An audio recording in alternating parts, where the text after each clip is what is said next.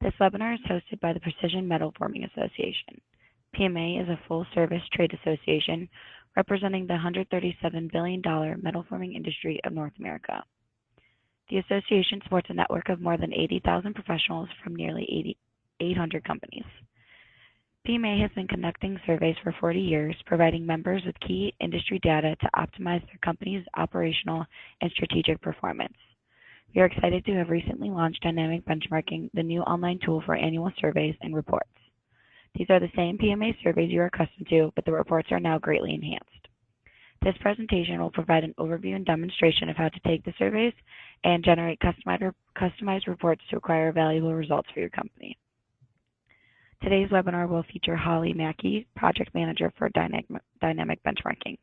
Holly uses the expertise gained during her more than 15 years in nonprofit management to guide clients through the development and launch of their benchmarking solutions.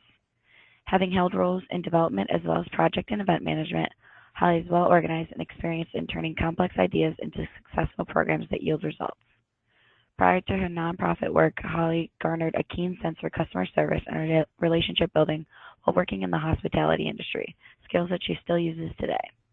I will now turn it over to Holly to start today's presentation. Thank you so much, Jordan, and I'm excited to be doing this webinar for all of the PMA members.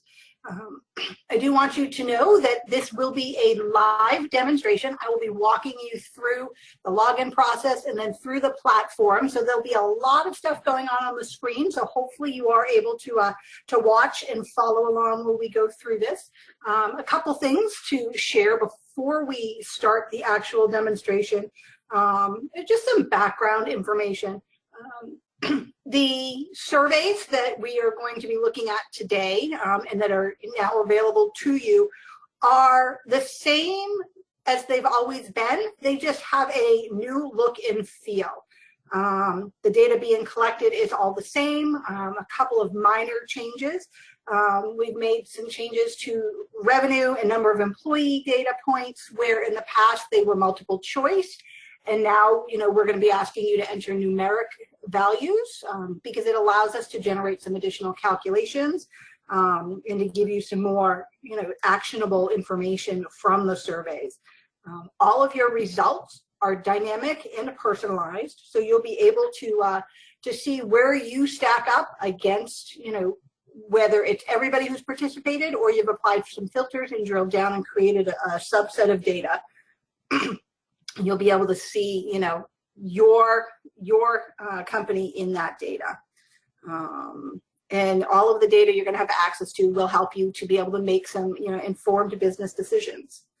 All of the data that you are entering is secure, and it's a secure login process that we have. You're going to be logging in through your current PMA login. All of the data is encrypted when you are entering it, and all of our platforms are protected with an SSL certificate for added security. And you'll see that when you log in, because at the HTTP, the S here is where that comes into play. So anytime you're on a website in general that has that S, you know that they've got an additional level of security involved, and all of our benchmarking platforms do. So what I'm going to do now is I'm actually going to start the demonstration, and we're going to start by simply logging in to the PMA website. So I'm going to click on Login. And I'm going to enter my information down here on the login screen.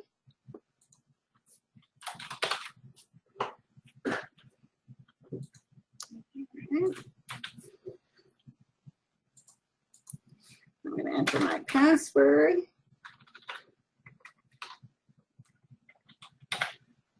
I'm going to go ahead and log in here, and then you'll do the same. And when you do, you come to this page here and scroll down.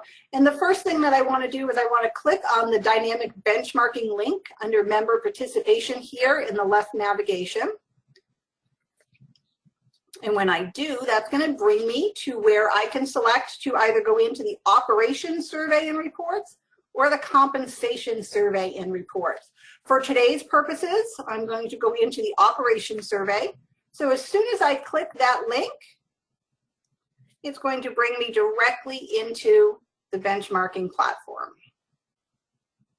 The first thing I see here is a welcome message that contains some links to some different things that are going to help me out as I go through, whether it's the user guide, survey worksheets are on the support page, and some different information here, as well as an email address if I had any questions as I go through. I can certainly shoot an email off to PMA support. I'm going to close out of that window. But do know that if at any point you want to look at the information on that pop-up again, you can do so by selecting the welcome message up here above. All right, when you come to this screen, you will likely not see all 4 of these survey options here. Your menu when you come to this screen will be set by your permissions in the PMA database. So you may only have permission to enter and view data for the financial analysis survey, or maybe you just have permission for the safety survey. And if that's the case, when you come in, you would only see that one survey to select from here. Again, all of that is dynamically generated and personalized to your individual login.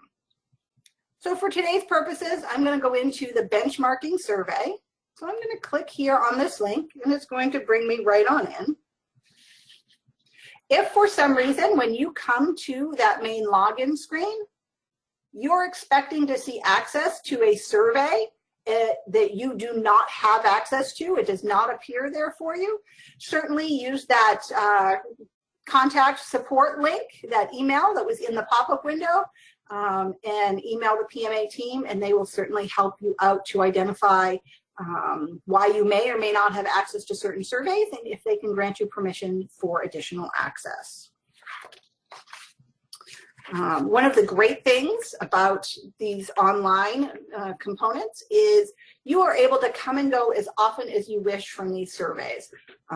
So if you have just 10 minutes in between meetings and you want to come in, you've been able to find a couple pieces of data, you can certainly come in and enter those pieces, save it, and then come back again later. So this is something that you don't necessarily have to carve out a chunk of time to do. You can come and go as often as you need. All right. Once you are in here to this survey, you have some of the same links up here at the top, your welcome message. Your support page link is always going to be up here at the top right of your screen. And you'll scroll down here and you'll see that we have different sections of the survey. We have enter data, question by question comparison, and dynamic reporting. And the same are available in the navigation bar above. If you look at this drop down here, you'll see each of these individual areas are the same as the individual areas down here. And you can get started by clicking on any of these. We are going to get started in the profile section here. And the first thing I notice is that I've got like a red warning icon here. So this is indicating to me that I have, if I scroll over it, it tells me I have one unanswered required question here. So we're going to check that out here in just a moment. And then if I look here, I have a bunch of green check marks. If I scroll over, I can see that it tells me that I've answered all of the questions in those sections. The gray dot tells me that all of the calculations are complete. There's nothing I need to do in that section. And I have one more warning down here I want to check out. It tells me I've got a question with an invalid response. So those are things that we're going to pay attention to and look for as we go through this process. I'm going to go ahead and I'm going to click on the section to start the profile or enter the profile data section. And this profile data section is shared across all of the surveys in the operations platform. So what that means is if somebody from your company comes in and they're participating in the safety survey and they've already answered all of these questions, when you come in and you're in the benchmarking survey, as we're in now, all of this data will already be here for you. And that's just helping to streamline your process of, getting your company's data in here. It's no longer necessary for 4 different people to submit some of the same data. Once it's done in one survey, it will be there in all 4 surveys in a single platform for you. All right. So this is just a quick example of your data entry section. I'm going to look here now, and I see these red asterisks indicating that these are required answers. So I'm going to look. I know that it told me I had 1 unanswered required, and I'm going to see down here, I have not answered this union status question. So I'm going to go ahead and I'm going to answer that. When I do, you see where it turns green. That indicates that I have changed the data on that particular question. And in order to move forward, I'm going to want to hit save so that I make sure that I do definitely save that data and it's now captured so that I don't have to come back and do that again. The other thing that you'll notice on this page is here under the company category, we have a little NA over here to the left. And there's a few places in the platform where you're going to see the opportunity to indicate NA. NA is if for some reason that question does not apply to you, you can click on that NA and you will get credit as having answered that question. And that credit applies to your overall progress. And I'll show you what that progress looks like here in just a moment when we navigate back to your main page here. So in this case, if I had said that I'm an end product manufacturer, I could click NA here because I wouldn't necessarily need to pick anything in this dropdown. But I do have something picked here, so I'm not going to click NA because I want to make sure I share this data point. I'm going to go ahead and in this case, I'm done on this page. I'm going to click Save and Next. And that brings me right back here to the main page because that was the last piece of information in that section that I needed to enter. I now have a green check mark indicating that I've answered all these questions, and I no longer have a warning about an unanswered required question. And I just mentioned about your progress and your answering your NA. So anytime that an NA does apply to you, we strongly encourage you to click on that NA box and not leave it blank because we want you to be able to progress in your overall completion. In order to get access to results, you're going to need to hit a minimum 70% completion and answer all of the required questions.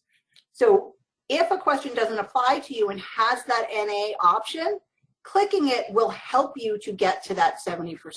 So you're definitely going to want to do that. All right, I'm going to scroll back up here.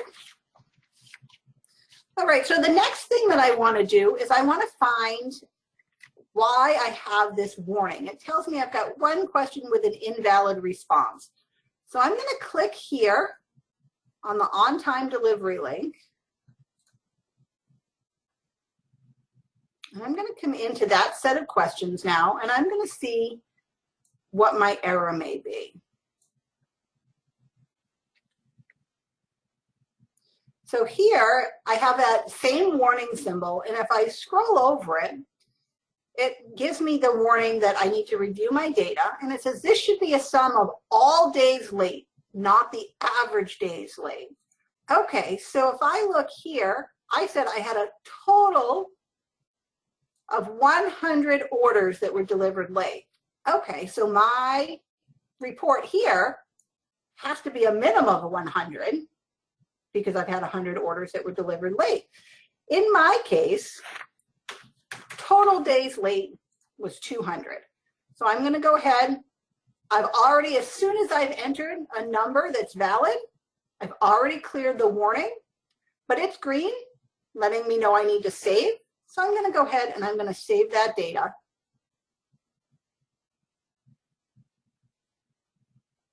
And my warning is gone, and my green box is now white, letting me know that I have indeed saved that information. All right, this time to get back to the home page, I'm going to go and I'm going to use this link here that says enter data. That's going to take me back to that main enter data screen here. And I have one more thing that I want to show everyone, and that's going to be in this cost of quality. So I'm going to go ahead and I'm going to click on that here. And what we're going to take a look at is one of the auto calculations in the platform. So if we look here, we have total quality costs of $770,979. And it tells me this field is automatically calculated. I also see right now that I don't have anything in prevention costs. So I'm going to go ahead and I'm going to enter my prevention costs. Again, my box turns green, signaling me I need to save. I'm going to click save. And when I do, we're going to see that my total quality costs will recalculate. And it will now include my prevention costs as well, now that I have data entered there. So now I'm up to a total quality cost of just shy of $886,000. So there are a few places throughout the platform that you will find those auto calculations. And as soon as you've entered the key data points necessary and hit save, those calculations will show for you. And then in this particular survey, the benchmarking survey, you also have tabs that are called your key performance indicators. So these are your key performance indicators for all of your quality measures. And as you see, they're grayed out very much like that other calculated metric was. And it's because these are all calculated values, and they're all done so based on the data that you have entered previously in your survey. So as you go through, even before your results are available to review against your peers, you can already start to see what your key performance indicators are for each of these sections. All right. Then we're going to go in here and I'm going to show you a little bit of how what we call a templated section works through the productivity measures section. So I'm going to click on your setup details. And here, I'm sorry, I have to click on equipment or process. Here we see a section where I'm going to select which equipment or processes I utilize in my company. And here I already have large coil press selected, but I also want to enter data now for the small coil fed press. So I'm going to click on that. And in this case, I'm just going to hit save and next because I'm ready to move on to the next screen, the next page of data entry. And when I do, it comes up here, and now it's the data entry portion where I'm going to enter data specifically to the equipment or processes that I selected on the previous tab. And here you can see you've got a drop-down menu, unlike any other screen we've looked at so far. And when I use that drop-down, I see that what it provides me are the two different processes that I selected on the previous tab. So here I have the coil fed press, and I've already entered the data for that.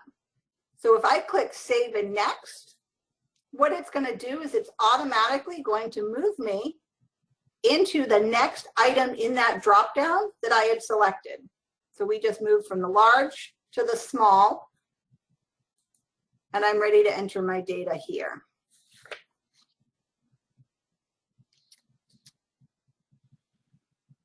And here, what I'm going to do, because I know that I entered the data previously for the small coil fed press, and I know that if I participated in the previous PMA benchmarking surveys, that they've already uploaded my data from the previous years. So what I'm going to do for this year and for this piece of data is I'm actually going to use this handy function here called copy prior year data. I'm going to click on this, and it's going to give me a window and tell me that it's copied two answers from my previous year. And it tells me that I need to review the data and then click save. Okay, so I'll do that. And again, my boxes are green, indicating that I do need to review the data. And for me in this particular case, nothing has changed from last year. Total setup hours were the same and the total number of setups were the same. So I'm just going to click Save. And I've now entered the data for that. So again, if you have participated in the past and your data was uploaded as such, on any of these sections, any of these pages, you can use this copy prior year data function to pull your data forward. When you use that, please make sure you are reviewing your data and making any adjustments that are necessary from year to year, whether something has increased slightly or decreased slightly, or maybe you have some different processes you need to report for. Just make sure that you're doing that. But the copy prior year data feature will definitely make things easier for you as you go through and enter your data year after year. All right, so I'm going to go back here to my home screen. And now what we want to take a look at is we're going to walk through some of your comparisons. But in order to do that, what I need to do is I need to switch years. Because right now I'm in 2017, which is the current data collection year, but results aren't open here yet. So I want to make sure that I'm where I can access the results. I can navigate between the different years in a couple of different ways. I can either use this drop down here and just click on a year here and navigate. Or if I scroll down here to the progress graph, I can click on a year here and navigate. So I'm going to click on 2016. And now what it's done is it's brought me here, and now you see here I'm in 2016. I'm going to now navigate. I want to look at my question by question comparisons. So when I do that, the only thing that really changes here is I no longer have progress messaging, including the graph at the bottom of the page, because now I'm just on the comparisons. I'm going to go ahead and click in the profile section here, and we're going to take a look at what these question by question comparisons look like. So when we look here, the top section allows me to filter, and we're going to come back to the filter options here in just a moment. What we want to first take a look at is the information here in terms of how we are comparing against the entire set of results so far. So this is how I compare against all participants to date. Your line charts here for any of your numeric values show, they all show the same thing.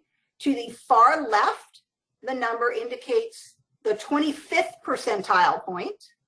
To the far right, the number indicates the 75th percentile. And the number here in the middle on the bottom is your median value of all the data that's been reported. So in this particular case, we know that approximately 10.5 million is the 25th percentile, 21.5 million is your 75th, and 15 million is your median. The other data that I can see here is where I stand. So my company has total revenue of 13.75 million, and that puts me in the 46th percentile. And I can look at that either here in this chart, or I can open a pop-up chart by clicking on this image.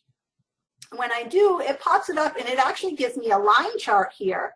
So now I can see more than just the 25th, the 75th, and the median. I can actually kind of get an idea of what the flow is in between each of those data points. And again, it's charted. That large circle here is my data and where I stand. I can save this either as a PDF or as a PowerPoint slide deck to share with others if I wish. If I need to do a presentation for my boss at any point, I could certainly do that. And then the next question here that we see the results for is a multiple choice question.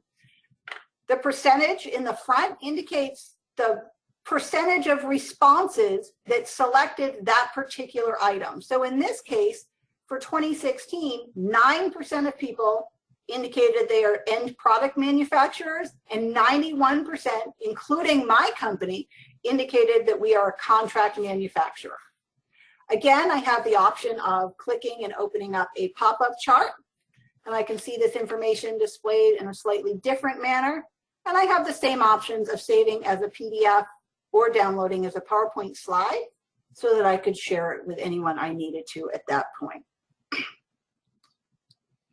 All right, so now I want to talk about filtering, because a lot of this information in terms of the results so far, you've been able to see in past results with PMA. So far, you know, the biggest change is the fact that you can see directly how you stack up. But now we're going to talk about how you can slice and dice the results to be able to take a look at subsets of data that are meaningful to you. And again, keep in mind as we go through this, you will never be able to drill down enough into the data to reveal whose data point, you know, who entered what piece of data. No result will ever be displayed with fewer than 5 data points available. And as I go through and show you the filters, you're going to see what happens if you drill down too far. So what I'm going to do is I'm going to start by clicking Edit here. And when I do, if I scroll down here, I'm starting with a base of 50, an average of 50 responses per question. So now as I apply filters, we're going to watch that set of responses change dynamically.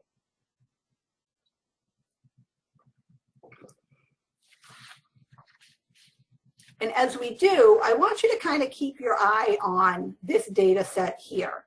So right now, again, we're at 10.5, 21.5, and 15. And specifically, I'm at the 46th percentile. So now if I scroll back up here, I want to apply a filter. And this time, I'm going to start by applying a total revenue filter. So I'm going to click Add. I can do this in a few ways. I can either move the bars here, or I can choose to type in a filter. So I'm going to do 8.7, and I'm going to put an M for million instead of typing it all out.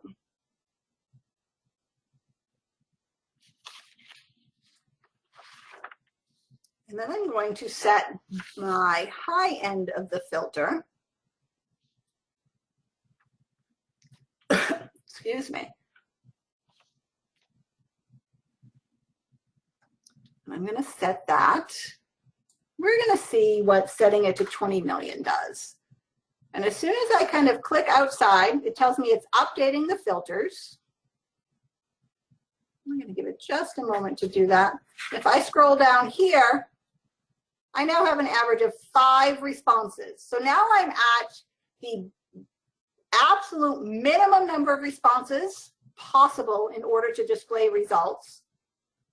I've gone from the 46th to the 65th percentile here. What was the median value of 15 million is now the 75th percentile. But you can also see here where you have these hourglass figures, that means there's not enough data here. So while I do have one data point that I've been able to look at here, because of how secure we are and how much we take seriously protecting everyone's data, you're not going to be able to drill down enough to figure out, you know, who might belong to certain data points. Because all of that automatically shuts down the access to those specific results because I've drilled down a bit too far to see those. So given that, I'm going to come back up here and I'm going to clear what I've done already. So maybe total revenue is not going to work for me right now until more folks come in and enter their data. So now I'm going to go back in and I'm going to try and look at this from a different angle. And I'm going to say, okay, well, I'm going to just look at everybody who said they were a contract manufacturer. So I'm going to go ahead and I'm going to select that. I will wait for that to finish updating. And now I've got a set of 39 responses. And if you remember, it was 50 originally. So here, looking at this, Our 75th percentile is now 18.6 million, and our median is about 10.5. So we've seen some changes there. And then in terms of your company category, I'm now at 0% end product and 100% contract manufacturer, which is exactly what I would expect to see, because that's the filter that I applied. I said that I only want to look at contract manufacturers. So now I can go a little bit further and see if I can drill down and see add any additional filters here. So what I'm going to do now is I'm going to add a total number of employees here. I'm sorry, I'm going to add employee hours worked. And I want to look at everybody from 100,000, and again, I'm going to use a K in this case instead of typing it all out, to 300,000. I'm going to wait for my filters to update here. And now I'm down to 17 responses. And when I do that, again, you'll see where there's different data points that I've now drilled down a bit too far on, and I'm not going to be able to return results, but I can see data on each of the others. As soon as I've found a filter that I like, I can click done. And when I do, it's going to give me the option now to save this as a favorite. So I'm going to click save as favorite. And I'm going to say this was my demo filter.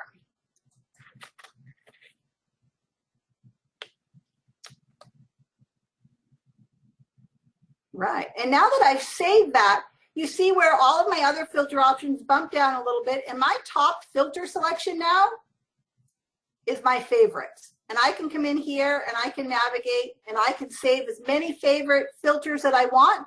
So depending on what I need to look at for data and how I want to look at it, what lens I want to use, I can have a few different, filter favorites here, and I can apply those and look at that data in a variety of different ways. From there now, what I want to do is I'm going to go and I'm going to click on the dynamic reporting, because I want to get into the reporting capabilities beyond just the question by question comparisons. As I do, you see that my filters have followed me here as well. So if I want to update these filters, what I'm going to do is I'm going to click edit. And in this case, I'm going to clear the filters, because when I run my first report, I just want to see myself against the entire data set. And the first report that I want to download is the profile report. So I'm going to go ahead and we're going to download that and take a look at it.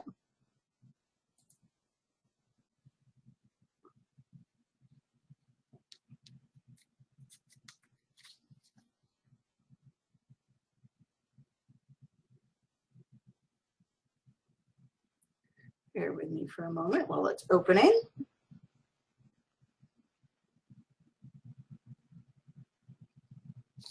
And once this report opens, we'll take a look here. There we go. It gives us some information here. Again, it tells us 11 of 13 slides are shown. So there are a couple of slides for which there's not enough data yet. I suspect those are going to be related to either total revenue or your FTE employee count that were previously multiple choice and had been changed to numeric values. So not everyone has had a chance to go in and kind of back enter that data yet. So I suspect those will be the data points that we don't see. But again, it gives me the number of responses, average number of responses per slide. And if I had applied any filters, they'd be listed here under where it says filters. And then we have a variety of report styles here. So we have the line chart, very much like what you saw in the pop-up chart on the comparison page. And you've got your horizontal bar charts here. Again, very much like you see on the question by question comparisons. But in this particular case, we've compiled them all into a single report. And if we scroll down here a little bit more, We see where we've got a pie chart for our union status, so we can take a look at that. In this particular case, one of the slides not generating for us is the average hours worked per employee. And again, we changed the data point and how it's collected for your FTE employees. So as soon as enough folks back into the 2016 data and update their employee account, this will be able to have enough data so that you'll be able to generate that and take a look. And then the next set of reports here, or slides that you'll see, we've got an informational slide here that talks about how to read your multi-trend or multi-year trend charts. And then you'll be able to start looking at trend charts as soon as we've got a couple years of data in here and see how you stack up. So right now we have 2015 and 2016 data uploaded and results available for those years. So you can start to see from one year to the next how your changes are comparing to your peers. And once we get 2017 data collection, once that data collection is done and we're ready to release those results, you'll see another column here for 2017, and these lines will continue. So you'll be able to see, over those 2 years, what the trends have been and compare those. And then the other style of report we have here is your Excel report. So we're going to take a quick look here at what your Excel report looks like. And this report happens to include the data, the results from every data point in the platform, all compiled into one report that you can take a look at here. All of this data is presented in table format. So there are no charts in this particular report.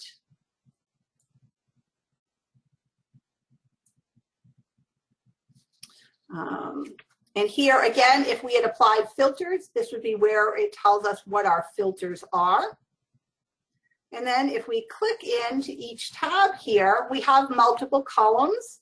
So if we start here at the top, these are our numeric values.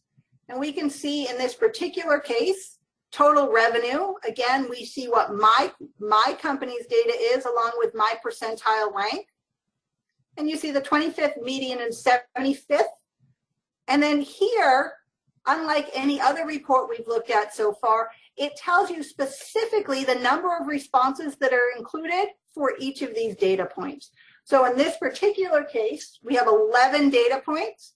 11 companies have entered their total revenue since we launched the platform in August.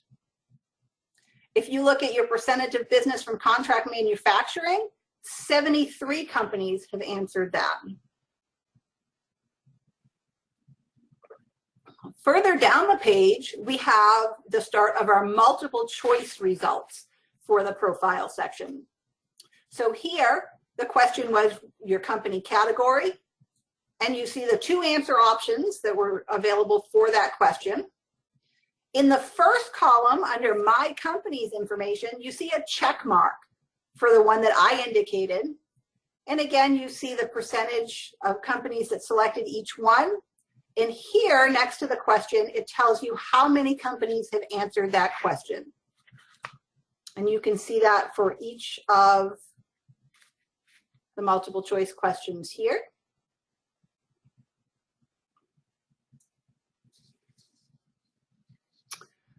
All right, so that's the majority of the platform. I'm going to show you a couple of other quick things here before I open it up for the Q&A piece.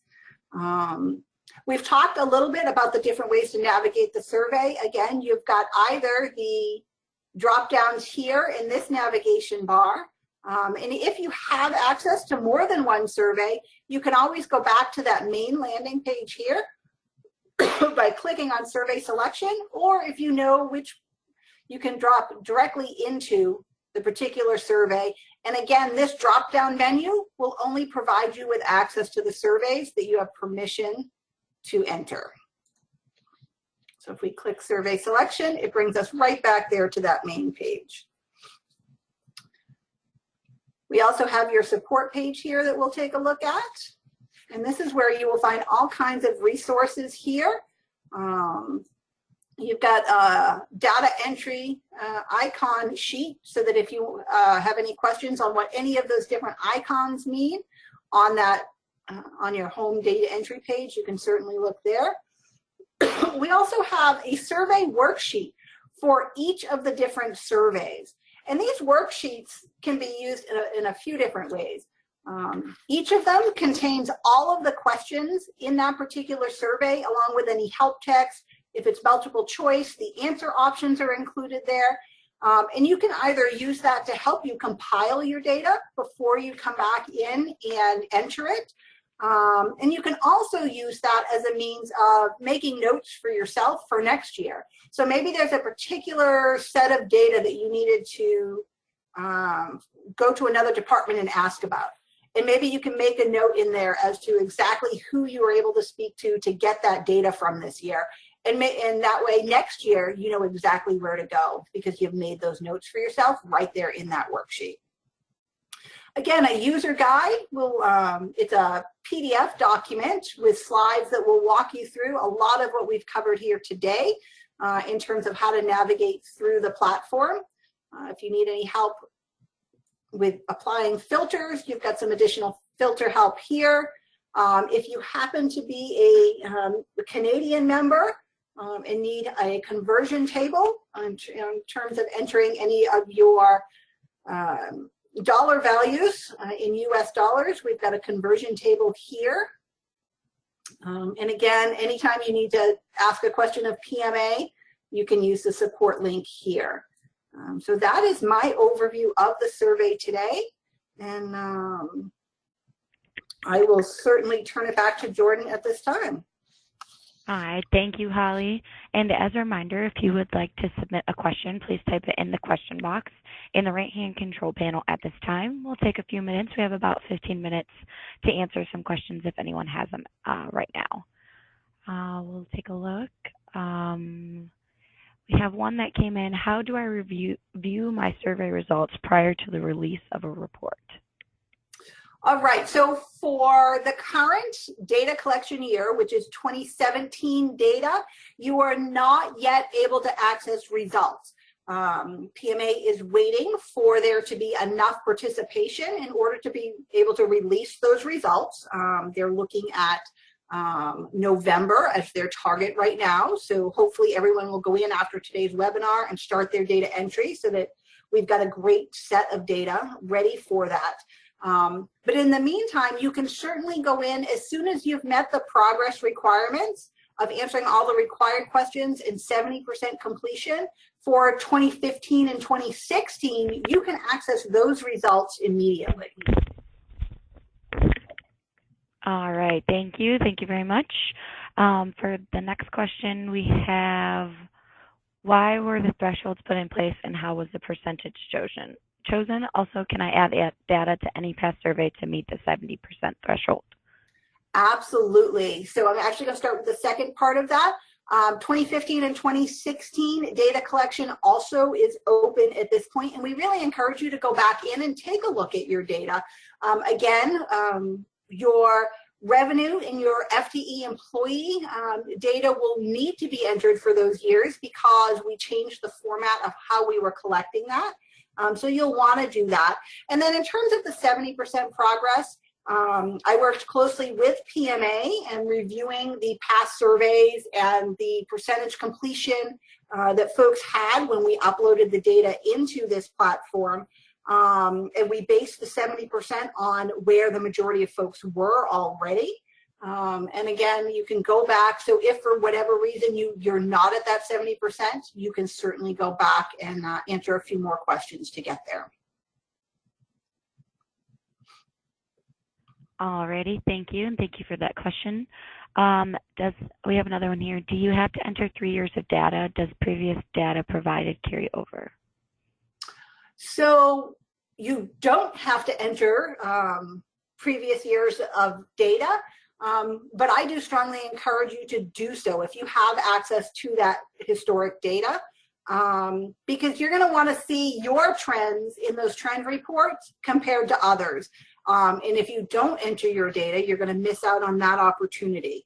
The other thing is so if you are new to coming into PMA benchmarking and you start in 2015, once you've entered your 2015 data and go into the 2016 data entry year, you can use that copy prior year data link to help you pull that data forward. So once you've entered a previous year of data, it makes it easy to pull it forward.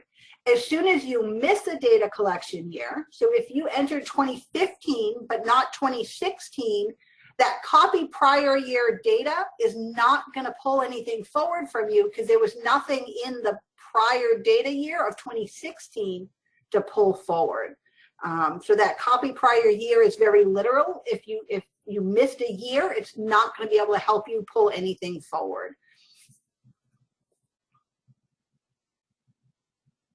Alrighty, thank you. Thank you for that question. We have another one. Is there an executive compensation option that will allow me to print all of the results as one file? I would have to go back in and look. I honestly can't remember for sure but I don't believe that you can do it for the entire compensation platform. There are 2 Excel reports in that particular platform. One is in wages and benefits, and that Excel report will report on everything in the wages and benefits portion. And then you have the executive compensation survey, and you have an Excel report for executive compensation. But there's not one Excel report that combines wages and benefits with executive compensation.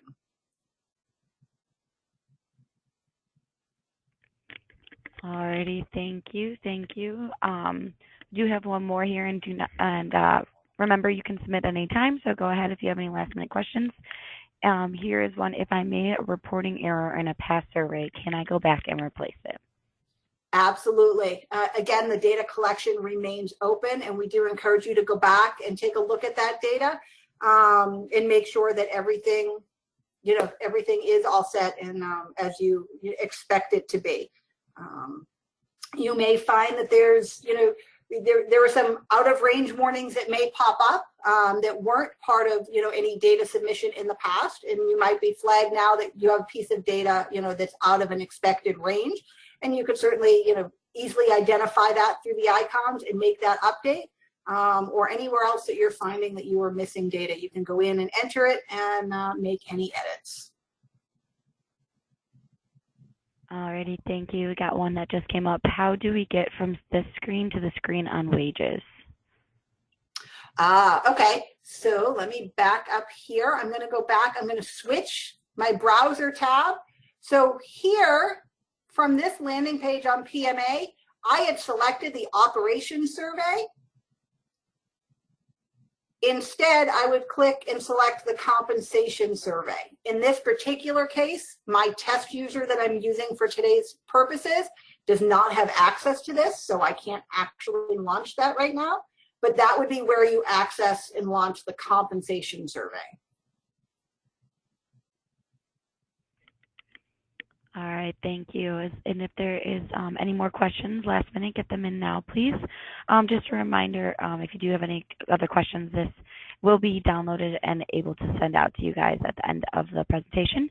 You'll all have it for your own personal use. And also, if you have any more questions about dynamic benchmarking, Cindy Min can also help with that from PMA. Thank you, Holly, and thank you to everyone for joining us today. A follow-up email will be sent to you that includes this link to the archive recording of the webinar and the presentation slides. And then as a reminder, we are collecting data for all of PMA's annual surveys through October 19th. Please remember that your company must participate in order to receive your free dynamic benchmarking reports. Feel free to contact Cindy Min at 216-901-8800 at PMA for more information. Looks like our webinar is now over, and you may close out your browser. Have a good rest of the day.